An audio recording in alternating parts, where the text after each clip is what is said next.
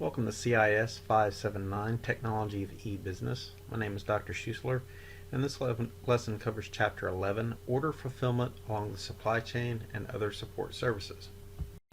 After reading this chapter, you should be able to describe the role of support services in electronic commerce. You should be able to define e-commerce order fulfillment and describe the e-commerce order fulfillment process. You should be able to describe the major problems of e-commerce order fulfillment. You ought to be able to describe various solutions to e-commerce order fulfillment problems. You should be able to describe RFID supply chain applications.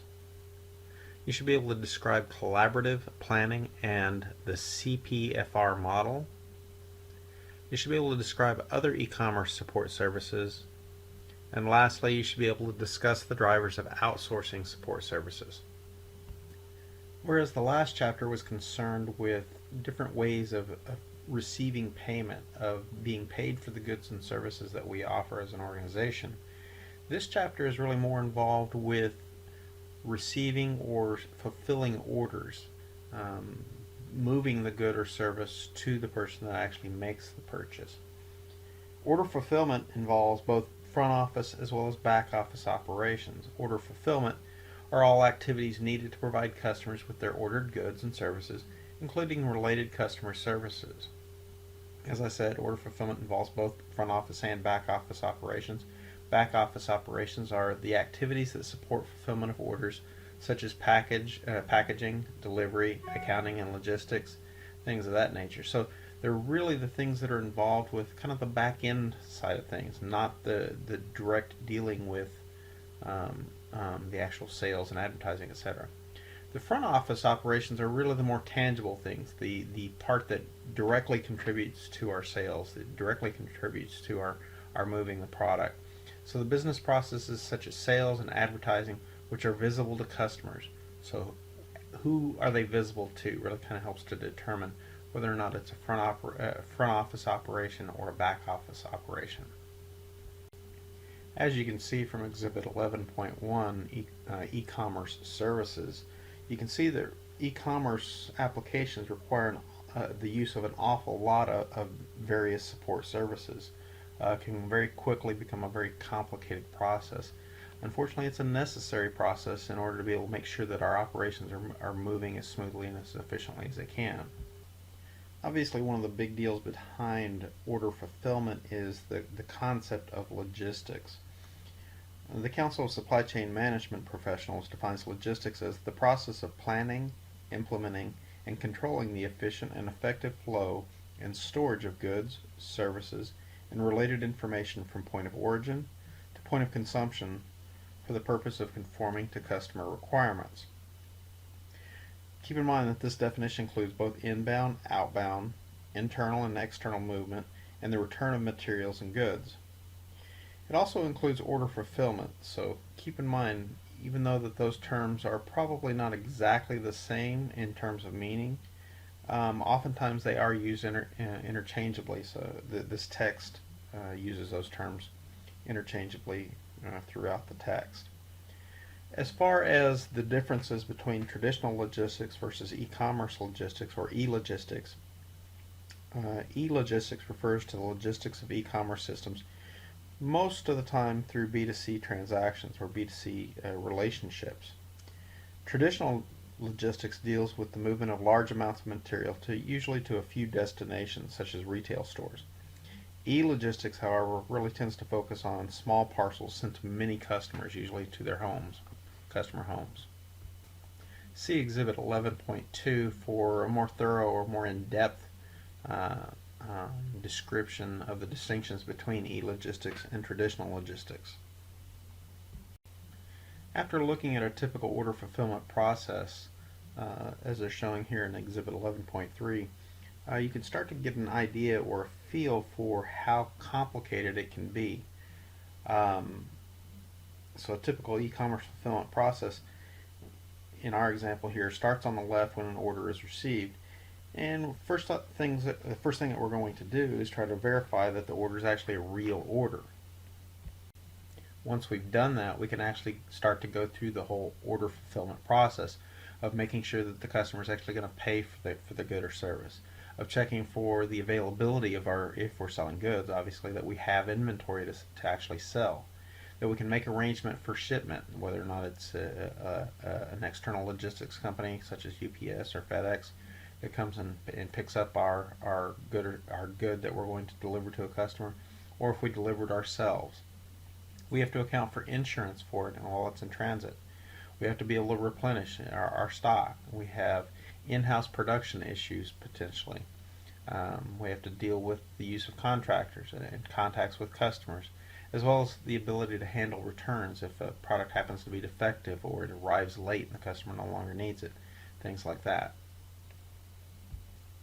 This last point leads to a special class of logistics, often referred to as reverse logistics, in which the movement of goods move backwards up the supply chain, so essentially trying to address customer returns. I have to be honest with you, this is a term that really has a different meaning depending on where you're located. In North America, that's the traditional view. It's the returning of a good to the retailer or to the wholesaler, if you happen to be a retailer, from lower down the supply chain. In Europe, oftentimes this has to do with dunnage, or the leftovers from the delivery of a good, for example, packaging in the box and things of that nature, or after a product's useful life is over, of being able to return it back up the supply chain. So there's a different connotation depending on where you are, but in general, it's the backward flow of logistics. As far as the administrative activities of order taking and fulfillment, they may involve a variety of different steps or activities, including things like product inquiry, sales quotes, order configurations, order booking, order acknowledgement or confirmation, and a whole host of other potential activities that go along with those processes. So there's a lot of little activities that are involved in all of this. As far as order fulfillment and the supply chain, we have to keep in mind that order fulfillment is an integral part of the supply chain. The flows of orders, payments, information, materials, and parts are need to be coordinated among all the company's internal participants, as well as with and among external partners. The principles of supply chain management must be considered when planning and managing the order fulfillment process, which, due to its complexity, may have problems. Think about, for example, the issue of shipping perishable goods. Obviously, it's not a good idea to ship perishable goods across the country in unrefrigerated trucks. They're simply not going to make it. So those are the things that have to be considered when we're thinking about order fulfillment and the integration with supply chain management. Typical supply chain problems result in the inability to deliver products on time, and is really not indicative of just the online environment. It can be online or offline. It leads to a variety of different types of problems, such as high inventory costs, quality problems due to misunderstandings, shipment of wrong products, materials, and parts will occur, as well as the additional costs to expedite operations or shipments on occasion. So those are some of the problems that you see when our supply chain isn't operating as smoothly and as efficiently as it should. Part of the reason for this is the difficulty in demand forecasting. Forecasts are difficult in a fast-growing field such as online ordering. Nevertheless, forecasting must be done with business partners along the supply chain in order to be able to have a truly accurate picture of the supply chain and the demand that's occurring. The major management issues in supply chain management are, or could be summed up as, distribution network configuration, inventory control, supply contracts, distribution strategies, strategic partnerships, outsourcing and procurement, product design, information technology, and customer value. So why do supply chain problems exist? Well, it's largely from uncertainty and the need to coordinate several activities, internal units, and business partners. The uncertainty exists because of the difficulty in demand forecasting. And the reason that exists is because we have things that we have to account for, such as consumer behavior, economic conditions, competition, pricing, weather conditions, technological developments, as well as customer taste and confidence. All of these work together to influence demand, and it really doesn't take very much to influence demand significantly. That makes forecasting demand very difficult, and when you tie that together with the need to coordinate activities between the different internal units and business partners, it leads to supply chain problems. Pure e-commerce companies are particularly vulnerable because a lot of times they lack the infrastructure to be able to adjust as they might otherwise need to. This leads to the use, for example, of third-party logistics suppliers, companies that provide some of that infrastructure for them. As far as inefficient financial supply chains, they can definitely lead to a business grinding to a halt. Manual processes and a lack of integration among trading partners make it difficult to turn sales into cash properly. In other words, we're not able to convert a sale into actual cash in hand. Financial supply chains clogged with large amounts of aging and uncollected receivables can cause business operations to slow to a crawl while waiting for the financial pipeline to get moving. The need for information sharing along the supply chain is significant. Information systems are the links that enable communication and collaboration along the supply chain. So that the information systems are what really facilitate that and allow that to happen. Just throwing money at the problem and having those communications, those information systems in place is not enough. Actually thinking through the processes is the important part, and so that's the real key. So these information systems represent one of the fundamental elements that link the organizations of the supply chain into a unified and coordinated system. In today's competitive business climate, e-commerce and information technologies are key to success. The book talks about a few examples of that, for example, Walmart, Dell, and FedEx, which do a very good job, yet at the same time they provide an example of a world-class company such as Nike that doesn't necessarily do as good a job of information sharing, and that can be problematic in certain environments. To address some of the supply chain issues, there's a variety of different things that we can do. One way to improve order fulfillment is to improve the order taking activity and its link to the fulfillment and logistics processes. The more we can automate some of these processes, the better off we're going to be. One approach is to use a concept known as vendor managed inventory. This is where basically we're going to turn over our inventory to the vendor and allow them to maintain it. So take, for example, a grocery store that doesn't necessarily stock their own bread. They allow the bakery to come in and manage the inventory levels. So as the inventory, as loaves of bread are purchased, the vendor notices these sales and comes in and restocks the bread. That's reducing the administrative burden for us to have to go and check that inventory because the vendor's doing it themselves. The idea is to end up with a fast, inexpensive, and more accurate order taking process. Something else we can do is we can link together our electronics payments in e-commerce to the order taking process, and this can help to speed the payment processing process and make it much quicker and less expensive. As far as warehousing and inventory management improvement, again, as much as we can automate, the better off we're going to be, especially if we can automate some of the picking processes and packaging processes. The book talks about Amazon.com being a great example with respect to that. Other warehousing and inventory management improvements, WMS or warehouse management systems are useful in reducing inventory and decreasing incidents of out of stocks. They're also useful in maintaining an inventory of repair items so repairs can be expedited, picking items out of inventory in the warehouse, communicating, receiving items at the warehouse, as well as automating the warehouse as a whole. Two methods of inventory improvements are VMI, which we discussed just a moment ago, as well as the use of RFID. As far as some specific methods for automated warehouses, They may include the use of robots and other devices to expedite the picking of products. The keys to successful inventory management in terms of order fulfillment are efficiency and speed, which wireless devices can facilitate.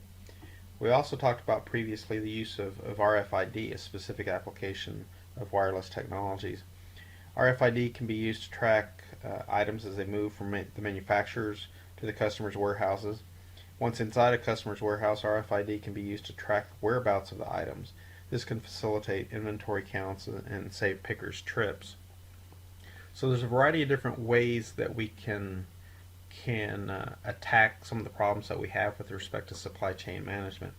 The idea to keep in mind, though, is automate as much as we can and share information with our partners both upstream and downstream in the supply chain.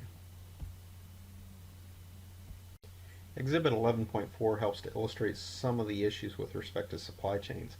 At the top we have the very traditional view or linear view of the supply chain, and at the bottom we have more of a hub-based structure to the supply chain.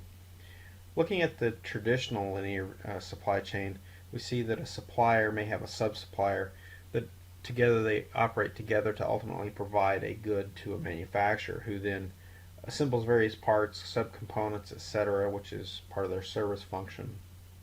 And they provide those goods to a wholesaler who then provides those and delivers those to a retailer and ultimately a buyer. So we very much so see this linear approach to delivering a good up and down the supply chain. A more recent and different way of looking at the supply chain is that we need to have some sort of coordination that's really more centralizing this whole process. And this is what we see in the bottom part of the figure, where we have some sort of an electronic hub or intermediary. Oftentimes this is done by a major player within the supply chain. Walmart's a great example. They obviously have a lot of upstream suppliers, but they're such a massive entity in their area, in their field, that they're able to dictate terms to a lot of other organizations that they work with. And as a result, they become the information intermediary, providing that information and that facilitating that coordination of information. The goal behind restructuring our view of the supply chain is to be able to increase the speed and efficiency of the supply chain, both in terms of being able to deliver goods and services, as well as receive payments for those goods and services. As far as speeding deliveries, we expect same day, even in some cases same hour delivery.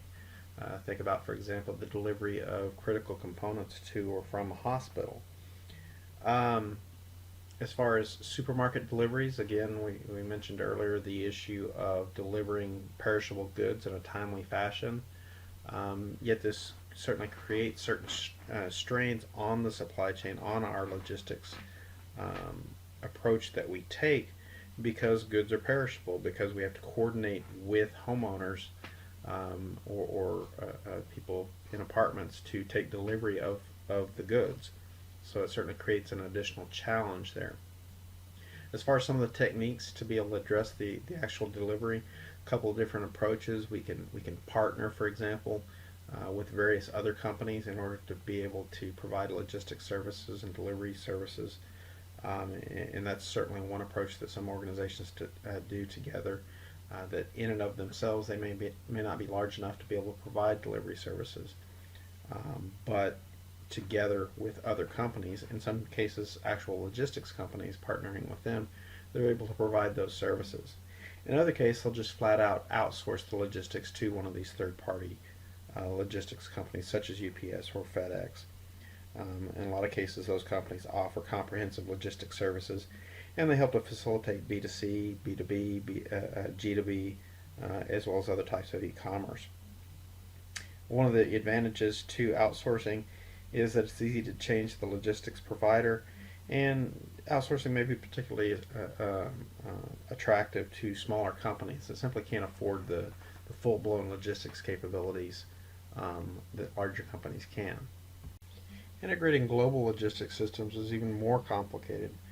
Obviously, we're operating in a global environment, and that's truer today than it's ever been in the past.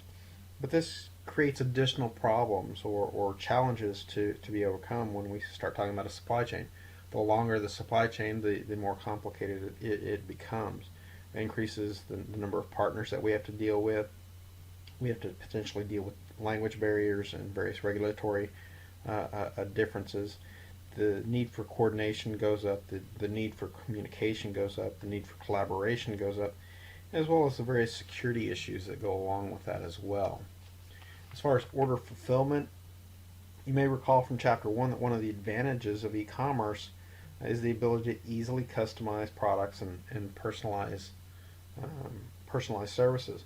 Although taking customized orders is easily done online, actually converting those orders into actual production of customized products is not as easily done. Mass production enable companies to be able to reduce their prices per unit, but customization may actually cost lots of money since each item must be handled separately. Consumers, on the other hand, want customized products at a price that's not much higher than that of similar products produced by mass production. So we kind of have these two competing pressures.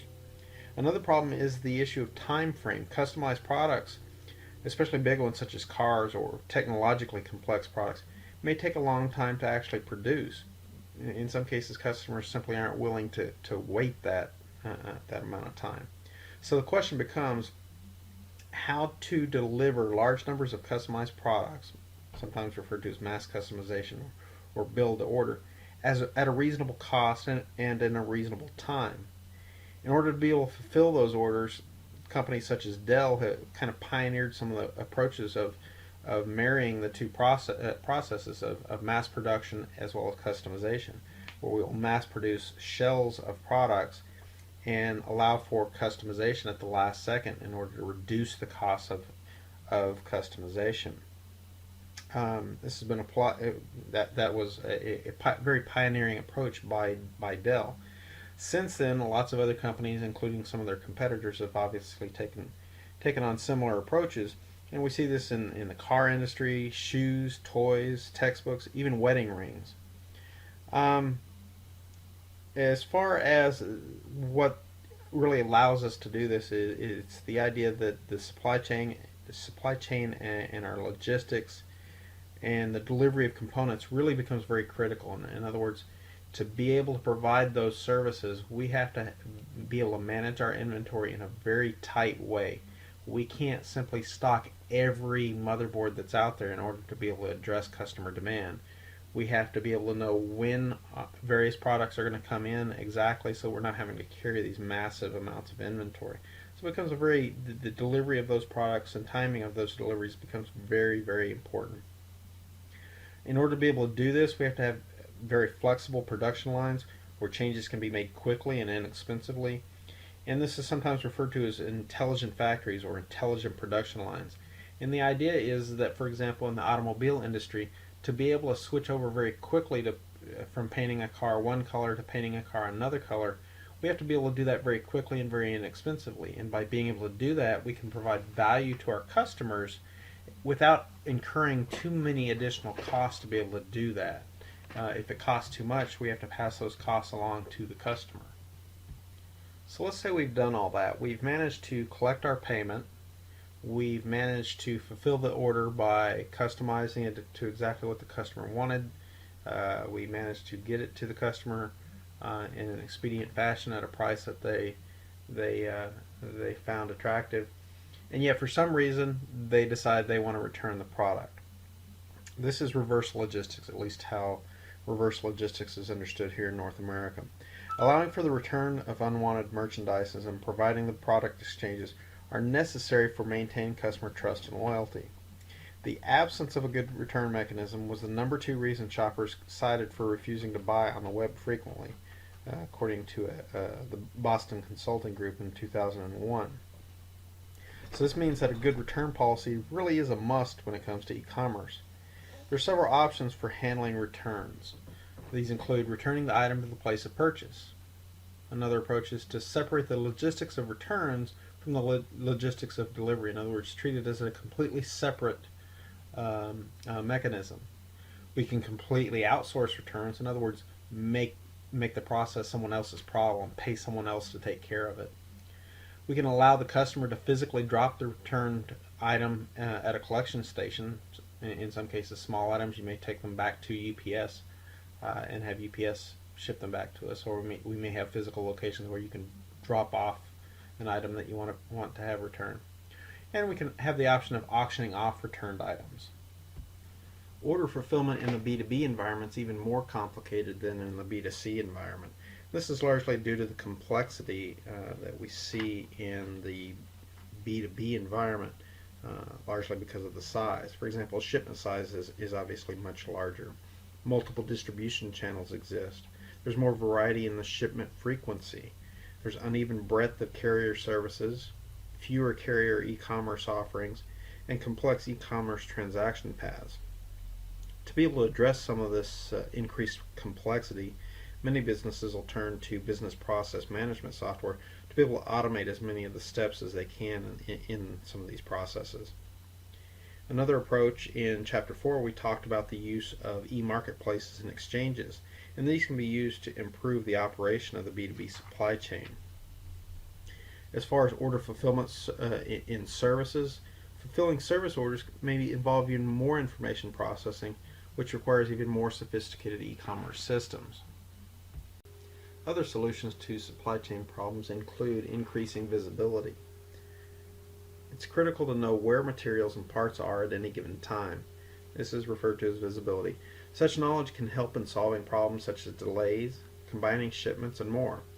Visibility is provided by several tools such as barcodes, RFID, collaborative devices, and collaborative portals. Visibility implies creating information transparency through effective integration of information flows across the multiple e-marketplaces that comprise the chain. Such visibility allows organizations to coordinate supply chain interactions efficiently in dynamic market conditions. Another solution comes into play with respect to order fulfillment, that it can become instant if products can be digitized. Think of software, songs, movies, things like that. In other cases, e-commerce order taking interfaces with companies' back office systems, including logistics, can be digitized. Another possible solution comes into play with respect to managing risk to avoid supply chain breakdown. Carrying additional inventories can be effective against risk of stockouts and hence poor customer service, but it's also expensive to do that. Also, in certain cases, the risk increases because products may become obsolete. If we're stocking a bunch of obsolete inventory, it becomes very hard to unload that inventory. Inventories can be minimized by introducing a build-to-order manufacturing process, as well as by providing fast and accurate information to suppliers. By allowing business partners to electronically track and monitor orders and production activities, inventory management can be improved, and inventory levels and the expense of inventory management can be minimized. Self-service is another approach. It can be used to reduce supply chain problems and costs.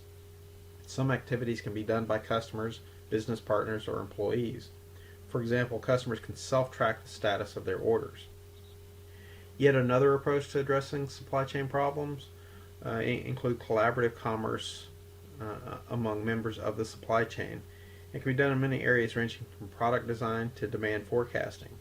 The results are shorter cycle times, minimal delays and work interruptions, lower inventories, and lower administrative costs. A variety of tools exist ranging from collaborative hubs and networks to collaborative planning. Other innovative e-fulfillment strategies include merge-in-transit and rolling warehouses. Merge-in-transit is a model in which components for a product may come from two or more different physical locations and are shipped directly to the customer's location, basically trying to arrive at the same time or arrive in an order which makes sense. A rolling warehouse is a logistics method in which products on the delivery truck are not pre-assigned to a destination, but the decision about the quantity to unload at each destination is made at the time of unloading. This is something similar or along the lines to something that Walmart does with respect to their cross docks. Rather than being on the trucks like this, they are delivered in bulk from various suppliers to a cross dock. The product typically stays on the individual trucks until they are removed in the needed quantities and distributed to the trailers of trucks going to specific stores. So they're not really stored in for any length of time or anything like that at this cross dock. It's not really meant for that. The product is stored on the trailers of trucks for a very short period of time until they're moved to the trucks that are departing to the individual stores.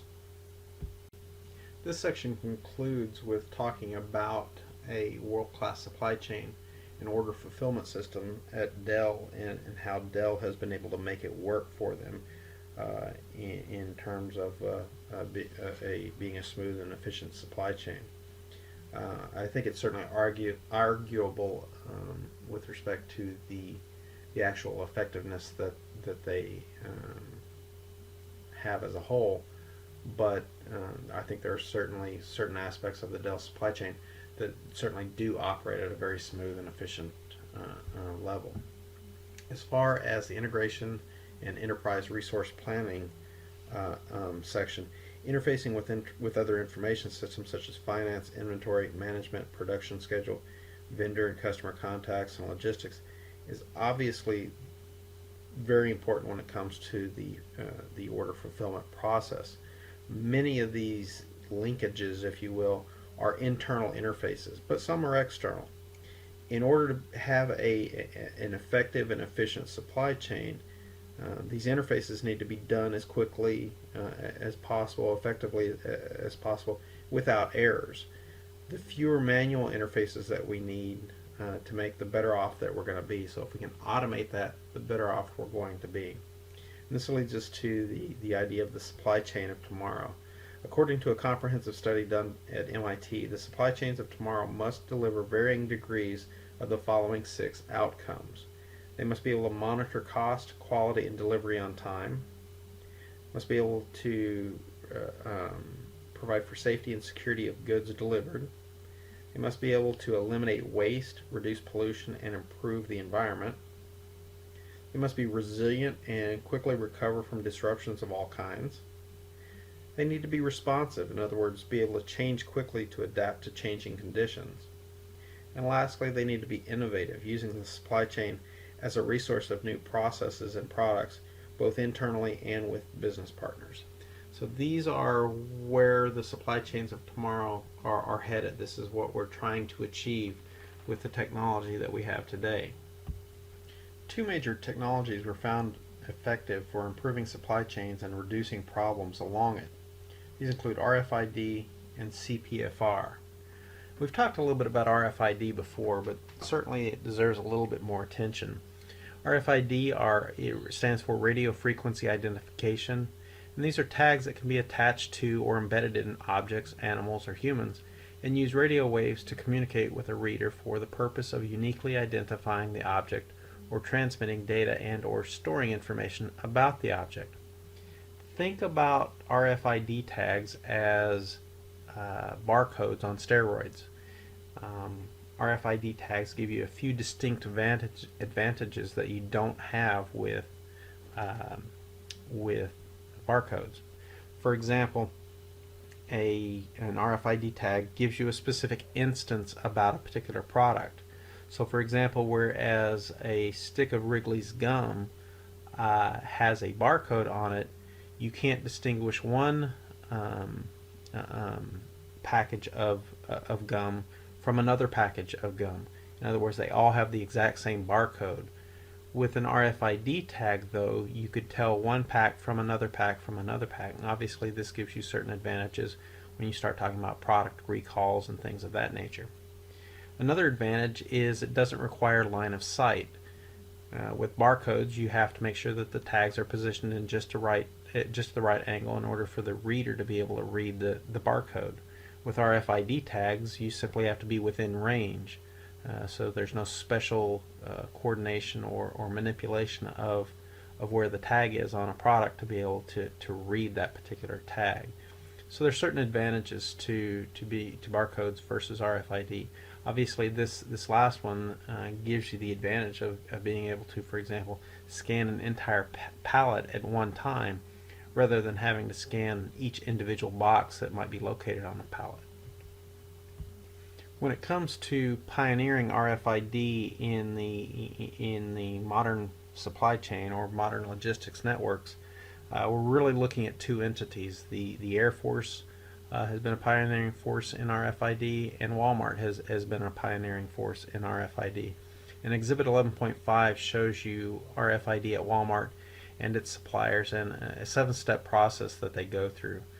So by all means, take a look at those steps. I think it flows quite well, and you should be able to understand it pretty intuitively.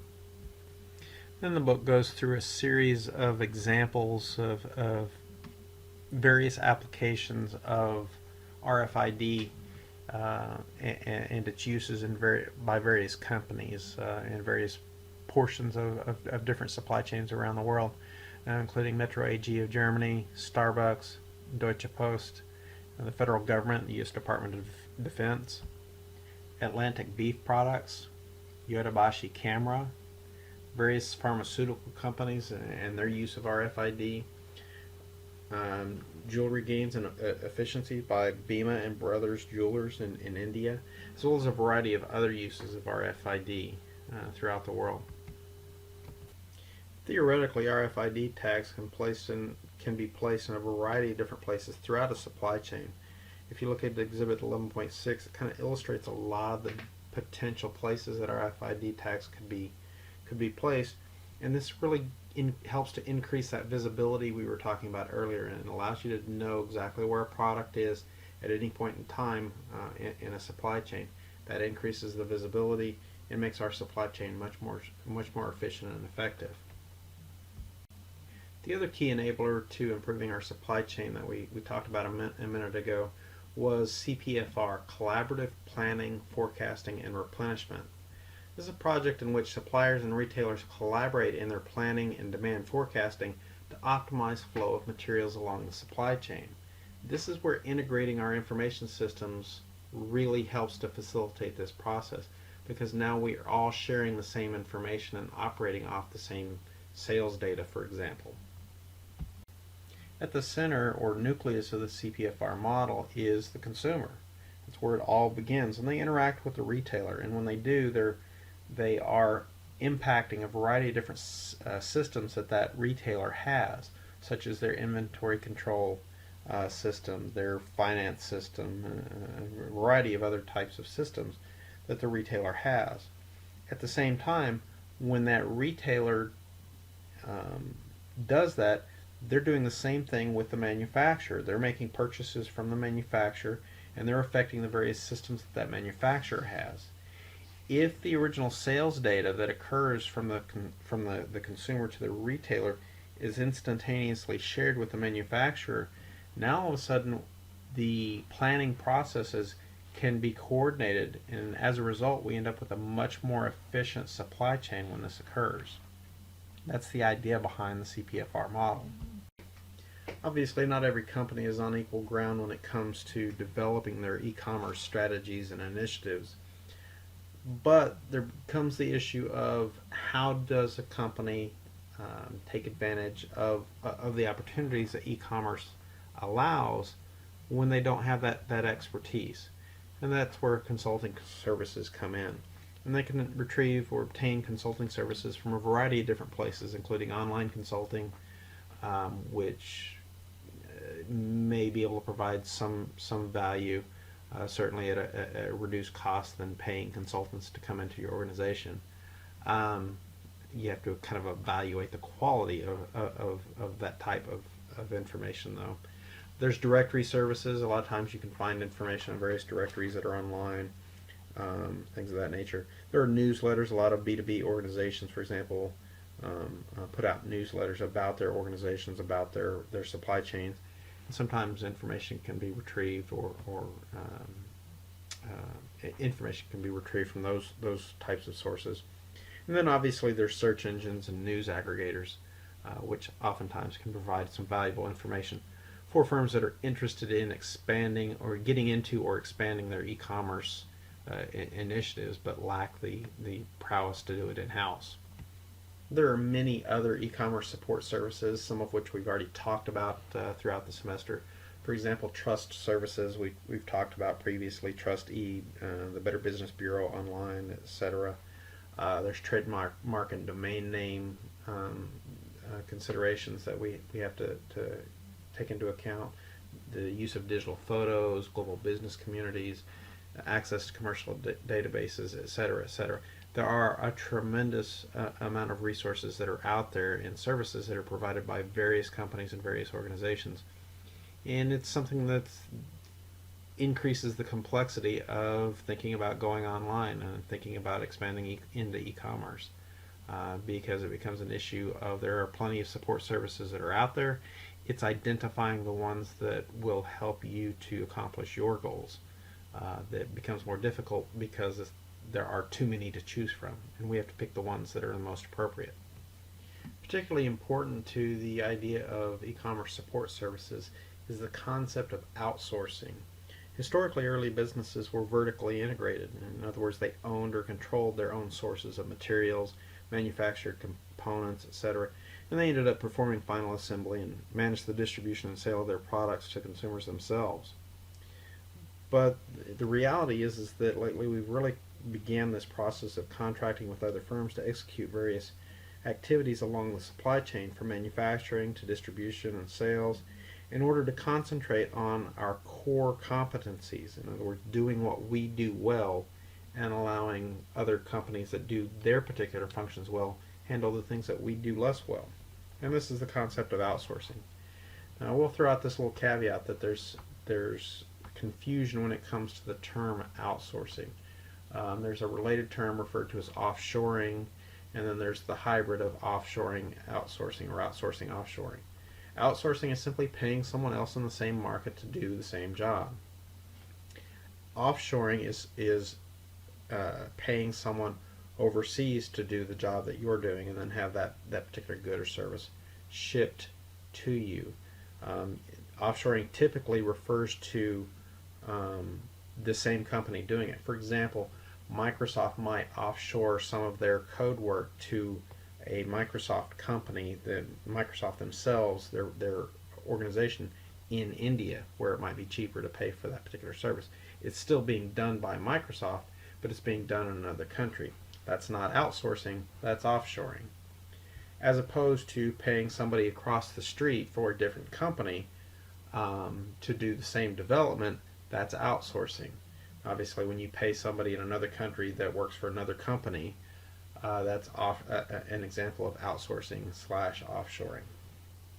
So why do companies outsource in general, using the rather generic definition of outsource? Well, there may be the desire to concentrate on their core business, maybe the need to have services up and running rapidly. In other words, we can throw money at the problem by paying other people to work on this problem, dedicated people, that's all they're doing is working on this one particular problem. Maybe the lack of expertise. Maybe we simply don't have the capability of developing our e-commerce solution. The inability to keep up with rapidly fluctuating demands of an in-house option may be used, as well as the number of required services, which usually are simply too many for one company to handle. Especially if you're a small company, you just may not have the resources to be able to be everything to everyone. This is where the idea of the application service provider comes in.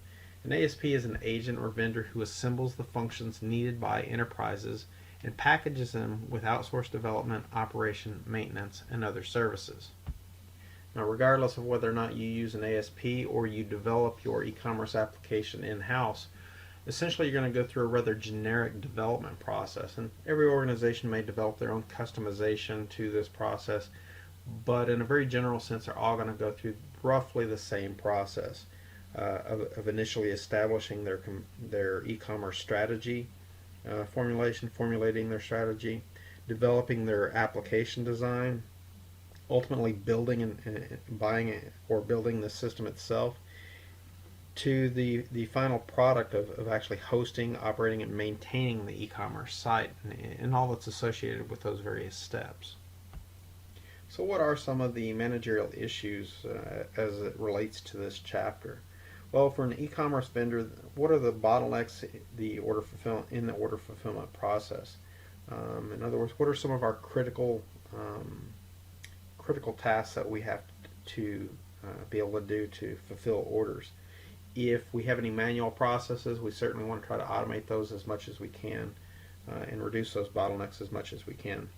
For which items should we keep our own inventory?